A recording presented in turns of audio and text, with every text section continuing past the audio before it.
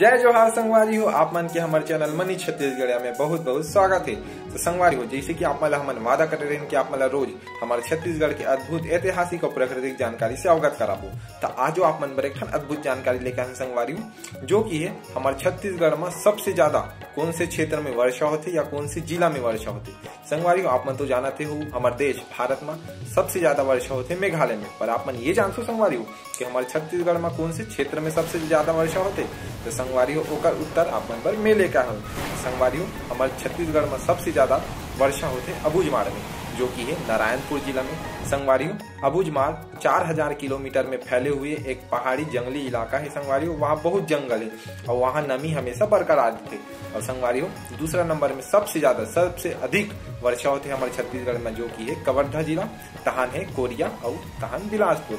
तो संगवारी हो, आप मुझे जानकारी कैसे लगी हमारा कमेंट बॉक्स में बताओ। और अगर आप मन हमारे चैनल में नवा हो तो हमारे चैनल लाइक शेयर सब्सक्राइब करो और बेल आइकन प्रेस करे बर झन भूलो। बहुत बहुत धन्यवाद। जय जोहार, जय छत्तीसगढ़।